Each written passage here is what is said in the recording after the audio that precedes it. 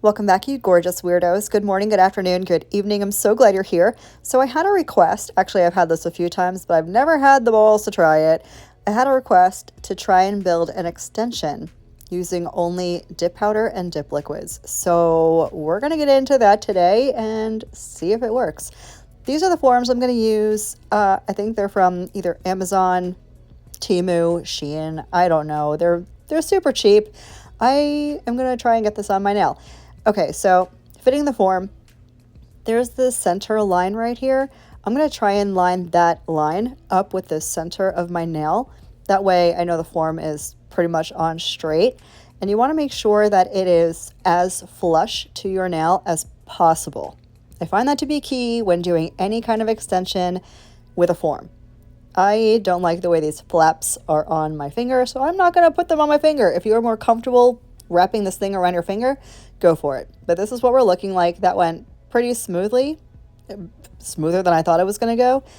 And we're going to start building the extension. I'm going to start with the first dip, and that's going to be a full dip. I'm kind of doing this in the apex method style, but I am going to take this down onto the form where I want that extension to go. Once I have that where I want it, I am going to pour over some clear dip powder. I'm going to pour it over really until the nail looks like it's saturated. I don't want to see any wetness on the nail. I just want it to be covered with the powder, and then I'm going to let it sit for a minute, hang out, and dust off excess. The next dip I'm going to do is going to be to build up that free edge. I want this to have a decent amount of strength to it, so I'm only going to put the dip base coat on the free edge.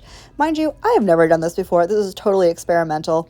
I'm sure there are a million different ways to do this, but this is what I did to get the result that you will see at the end of the video.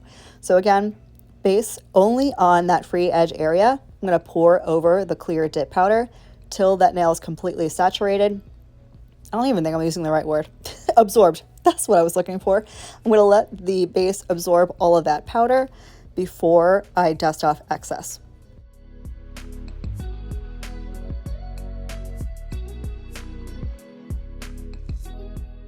So here's what we're looking like so far. As you can see, that is coming along quite nicely. I'm going to go ahead and remove that excess clear powder, and we're going to get into dip or coat or layer, whatever you want to call it, number 3. This is when I'm going to start, again, going back to that apex method that I have done. I'm going to do about half from the center to the free edge, going down towards the sidewall and covering the entire edge of the nail. Then I'm going to pour over the clear dip powder one more time until it is completely absorbed. Tap off excess. I'm going to let that hang out for a few minutes to set, and then I'll dust off the excess before we move into the next coat. As you can see, it's a little leaky on the sides, which I kind of expected because these nail forms are curved. So I'm going to take an orange wood stick, kind of push that dip powder back into place where I want it, and it's fine. It's fine.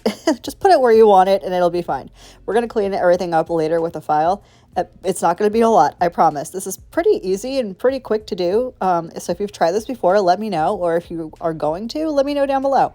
Anyways, I'm going to dust off the excess, and then we're going to move into coat number 4. Okay, so coat number 4 is going to be about, I don't know, 7/8 of the nail. I'm not going all the way back to the cuticle area yet. I'm staying just shy of the cuticle area. Again, this is to build up the apex, because when you're doing extensions or any type of length to your nail, you want to make sure that the apex is high enough to support that free edge. This is going to help you prevent the nail from breaking, chipping, cracking, all of that stuff that no one wants to have happen. So I'm going to get the base coat on the nail. Again, pour over the clear dip powder. Get it nice and absorbed, let that hang out for a minute, push anything into place that might be out of place, and then we're going to do our final dip.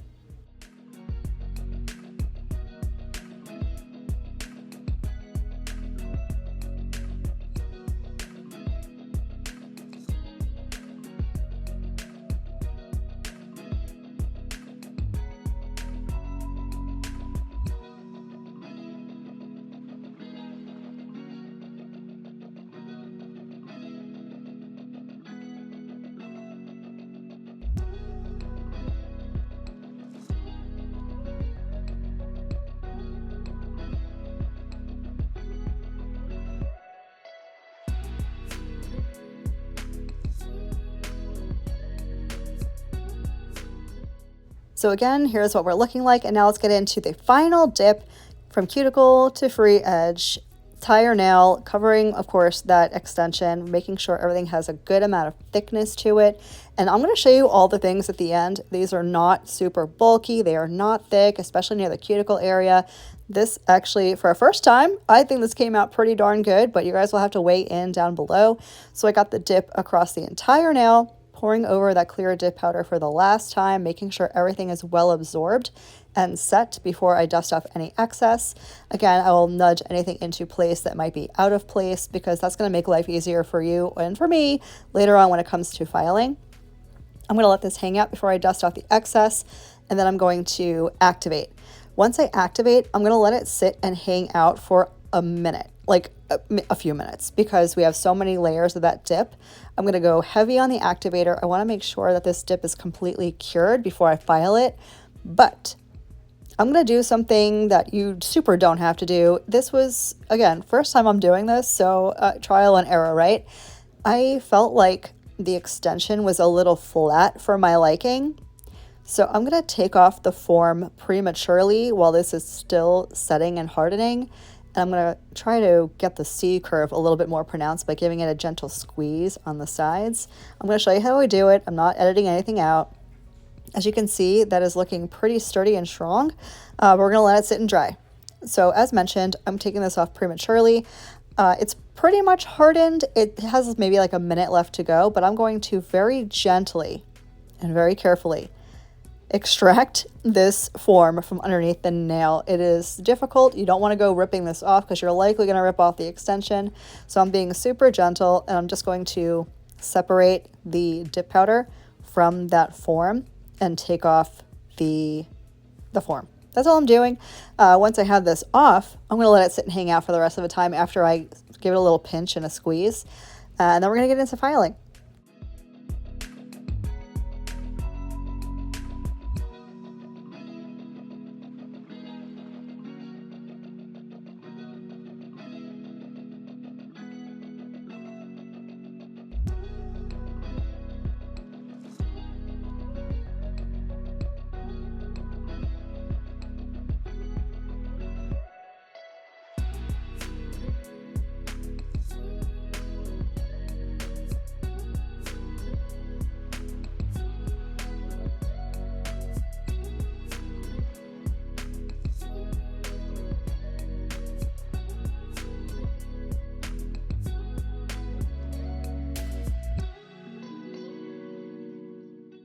So I gave that a nice little squeeze, and I made an executive decision to cut off any unevenness from the free edge. I figured while it's still a little bit soft, this would make it easier for me to file everything later on. So I'm just going to give it a little bit of a trim. I'm not taking off too much length, just anything that I wouldn't file off anyway. And this is what we're looking like so far. But we're going to get into filing. It's going to be a super gentle file. I'm just going to shape up the perimeter of the nail, give everything a once over with the file, and that's literally going to be it.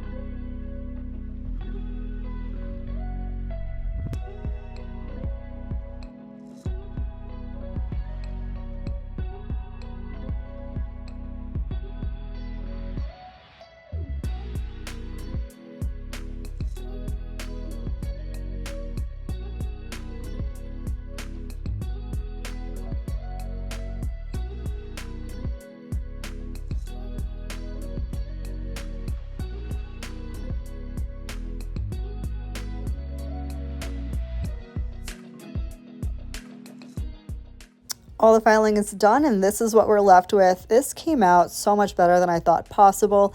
I probably could stand to use a little more product down there where it dips a little to the free edge, but you know what? I'm not mad at it. I hope this was helpful. I hope you guys enjoyed this. Let me know down below. I hope the rest of your day is as beautiful as you are, and I'll catch you in the next one. Love you, bye.